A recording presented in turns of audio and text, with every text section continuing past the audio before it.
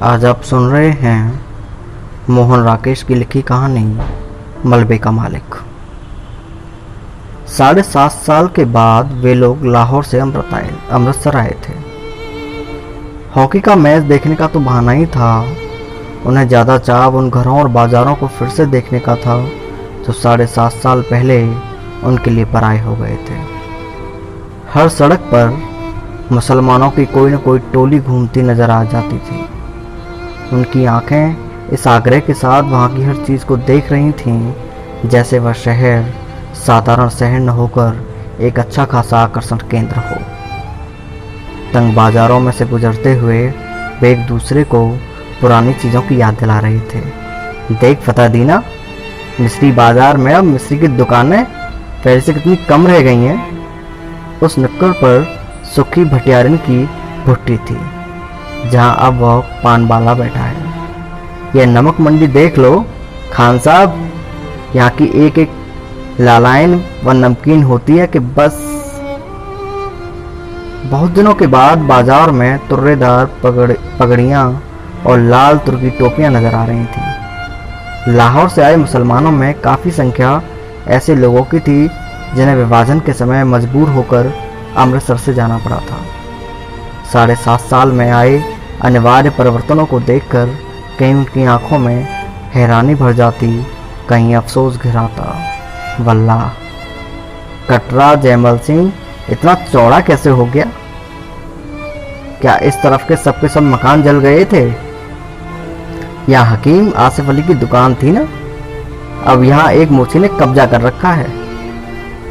और कहीं कहीं ऐसे भी वाक्य सुनाई दे जाते, वली यह मस्जिद ज्यों की त्यों खड़ी है, इन लोगों ने इसका गुरुद्वारा नहीं बना दिया। जिस रास्ते से भी पाकिस्तानियों की टोली गुजरती, शहर के लोग उत्सुकता पूर्वक उस तरफ देखते रहते। कुछ लोग अब भी मुसलमानों को आते देखकर आशंकित से रास्ते से हट जाते, जबकि दूसरे आगे बढ़कर उनसे बगलगीर होते लगते। ज़्यादातर वे आगंतुकों से ऐसे ऐसे सवाल पूछते कि आजकल लाहौर का क्या हाल है, अनार कलीमा पहले जितनी रौनक होती है या नहीं। सुना है शाहालमी गेट का बाजार पूरा नया बना है। कृष्णा नगर में तो कोई खास तब्दीली नहीं आई। वहाँ का रिश्वतपुरा क्या वाकई रिश्वत के पैसे से बना है? कहते हैं पाकिस्तान में अब बुर्का बिल्कुल उड़ गया। क्या ठीक है? इन सवालों में इतनी आत्मीयता झलकती थी कि लगता था कि लाहौर एक शहर नहीं, हजारों लोगों का सगा संबंधी है जिसके हाल जानने के लिए वे उत्सुक हैं। लाहौर से आए लोग उस दिन शहर भर के मेहमान थे जिनसे मिलकर और बातें करके लोगों को बहुत खुशी हो रही थी। बाजार बांसा अमृतसर का एक उजड़ा सा बाजार है जहाँ विभाजन से पहले ज़्यादातर निचले तबके के मुसलमान रहते थे। वहाँ ज़्यादातर बांसों और शहतीरों की दुकानें थीं जो सबकी सब एक ही आग में जल गई थी। बाजार बांसों की आग अमृतसर की सबसे भयानक आग थी, जिससे कुछ देर के लिए तो सारे शहर के जल जाने का अंदेशा पैदा हो गया था। बाजार बांसा के आसपास के कई मोहल्लों को तो उस आग ने अपनी लपेट में ले ही लिया था। खैर किसी तरह वो आग काबू में आ गई थी, पर उसमें मुसलमानों के एक घर के साथ हिंदुओं को भी 4-4, 6-6 घर जलकर राख हो गए थे। अब 7.5 साल से उसमें से कोई इमारतें फिर से खड़ी हो गई थी, मगर जगह जगह मलबे के ढेर अब भी मौजूद थे। नई इमारतों के बीच वे मलबे के ढेर एक अजीब वातावरण प्रस्तुत करते थे। बाजार बासा में उस दिन भी चहल पहल नहीं थी, क्योंकि उस बाजार के रहने वाले ज़्यादातर लोग तो अपने मकानों के साथ ही शहीद हो गए थे, और जो बचकर चले गए थे उनमें से शायद किसी ने भी लौट कर आने की हिम्मत नहीं रही थी। सिर्फ एक दुबला पतला बुड्ढा मुसलमान ही उस दिन उस वीरान बाजार में आया और वहाँ की नई और जली हुई इमारतों को देखकर जैसे भूल भुलैया में पड़ गया। बाईं तरफ जाने वाली गली के पास पहुंचकर उसके पैर अंदर मुड़ने को हुए, मगर फिर वह हिचकिचाकर वहाँ बाहर ही खड़ा रह गया, जैसे इससे विश्वास नहीं हुआ कि वह वही गली है जिसमें वह जाना चाहता है। गली में एक तरफ कुछ बच्चे कीड़ी कीड़ा खेल रहे थे और फासले पर 2 स्त्रियां ऊंची आवाज में चीखती हुई एक दूसरे को गालियां दे रही थीं। सब कुछ बदल गया, मगर बोलियां नहीं बदली। बुढ़े मुसलमान ने धीमे स्वर में अपने से कहा, छड़ी का सहारा लिए खड़ा रहा। उसके घुटने पाजामे से बाहर को निकल रहे थे। घुटनों से थोड़ा ऊपर शेरवानी में 3-4 पैबंद लगे थे। गली से एक बच्चा रोता हुआ बाहर आ रहा था। उसने उसे पुचकारा, इधर आ बेटा, बेटे आ तुझे चिज्जी देंगे, आ। और वो अपनी जेब में हाथ डालकर उसे देने के लिए कोई चीज ढूंढने लगा। बच्चा एक क्षण के लिए चुप कर गया, लेकिन फिर उसी तरह होठ बिसूर कर रोने लगा। एक 16-17 साल की लड़की गली के अंदर से दौड़ती हुई आई और बच्चे को बाह से पकड़कर गली में ले चली। बच्चा रोने के साथ अब अपनी बाह छुड़ाने के लिए मचलने लगा। लड़की ने उसे अपनी बाहों में उठाकर साथ सटा लिया और उसका मुंह चूमती हुई बोली, चुप कर, कसम खाने रोएगा तो वह मुसलमान तुझे पकड़ कर ले जाएगा, कह रही हूँ चुप कर। बुढ़े मुसलमान ने बच्चे को देने के लिए जो पैसा निकाला था वह अपने वापस जेब में रख लिया। सिर से टोपी उतार कर वह थोड़ा खुजलाया और टोपी अपनी बगल में दबा ली। उसका गला खुश्क हो रहा था, घुटने थोड़ा कांप रहे थे। उसने गली के बाहर की एक दुकान के तख्ते का सहारा ले लिया और टोपी सिर से फिर लगा ली। गली के सामने जहाँ पहले ऊंचे ऊंचे शहरतीर रखे रहते थे वहाँ अब एक तिमंजिला मकान खड़ा था।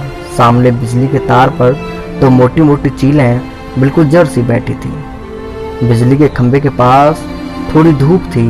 वह कई पल धूल में उड़ते जर्रों को देखता रहा। फिर उसके मुंह से निकला, या मालिक। एक नवयुवक चाबियों का गुच्छा घुमाता गली की तरफ आया। बुड्ढे को वहां खड़े देखकर उसने पूछा, कहिए मियाँ जी, कहाँ किस लिए खड़े हैं? बुड्ढे मुसलमान को छाती और बाहों में हल्की सी कपकपी महसूस हुई। उसने होठों पर जवान फेरी और नवयुवक को ध्यान से देखते हुए कहा, बेटे तेरा नाम मनोरी है ना? नवयुवक ने चाबियों के गुच्छे को हिलाना बंद करके अपनी मुट्ठियों में ले लिया और कुछ आश्चर्य के साथ पूछा, आपको मेरा नाम कैसे मालूम है? 7.5 साल पहले तू इतना सा था, कहकर बुड्ढे ने मुस्कुराने की कोशिश की। आप आज पाकिस्तान से आए हैं? हाँ, पहले हम इसी गली में रहते थे, बुड्ढे ने कहा। मेरा लड़का चिरागुद्दीन तुम लोगों का दर्जी था। तकसीम से 6 महीने पहले हम लोगों ने यहाँ अपना नया मकान बनवाया था। ओ गनी मियाँ, मनोरी ने पहचान कर कहा, हाँ बेटे, मैं तुम लोगों का गनी मियाँ हूँ। चिराग और उसके बीवी बच्चे तो अब मुझे मिल ही नहीं सकते, मगर मैंने सोचा कि एक बार मकान की ही सूरत देख लूं। बुड्ढे ने टोपी उतार कर सिर पर हाथ फेरा और अपने आंसुओं को बहने से रोक लिया। तुम तो शायद काफी पहले यहां से चले गए थे, मनोरी के स्वर में संवेदना भर आई। हाँ बेटे, यह मेरी बदबख्ती थी कि मैं अकेला पहले निकलकर चला गया था। यहाँ रहता तो इसके साथ मैं भी। कहते हुए उसे एहसास हो आया कि यह बात उसे नहीं कहनी चाहिए।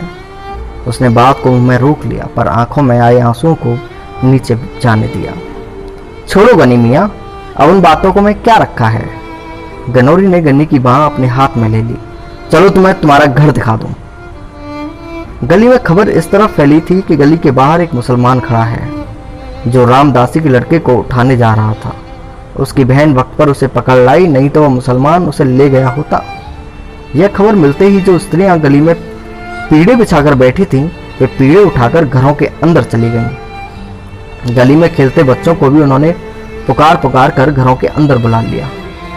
मनोरी गन्नी को लेकर गली में दाखिल हुआ तो गली में सिर्फ एक फेरी वाला रह गया था, या रखा पहलवान जो कुएं पर उगे पीपल के नीचे बिखर कर सोया था। हाँ, घरों की खिड़कियों में से और किवाड़ों के पीछे से कई चेहरे गली में झांक रहे थे। मनोरी के साथ गनी को आते देखकर उनमें हल्की चहमेगइयां शुरू हो गई थीं। दाढ़ी के सब बाल सफेद हो जाने के बावजूद चिरागुद्दीन के बाप अब्दुल गनी को पहचानने में लोगों को दिक्कत नहीं हुई। वह था तुम्हारा मकान। मनोरी ने दूर से एक मलबे की तरफ इशारा किया। गनी पल भर ठिठक कर फटी फटी आंखों से उस तरफ देखता रहा। चिराग और उसके बीवी बच्चों की मौत को वो काफी पहले स्वीकार कर चुका था, मगर अपने नए मकान को इस शक्ल में देखकर उसे जो झुरझुरी हुई उसके लिए वह तैयार नहीं था। उसकी जबान पहले से और खुश्क हो गई, घुटने भी ज्यादा कांपने लगे। यह मलबा? उसने अविश्वास के साथ पूछ लिया। मनोरी ने उसके चेहरे को बदले हुए रंग को देखा। उसकी बाहों को थोड़ा और सहारा देकर जड़ से स्वर में उत्तर दिया, तुम्हारा मकान उन्हीं दिनों चल गया था। गनी छड़ी के सहारे चलता हुआ किसी तरह मलबे के पास पहुंच गया। मलबे में अब मिट्टी ही मिट्टी थी, जिसमें से जहां तहां टूटी और जली हुई ईंटें बाहर झांक रही थी। लोहे और लकड़ी का सामान उसमें से कब का निकाला जा चुका था। केवल एक जले हुए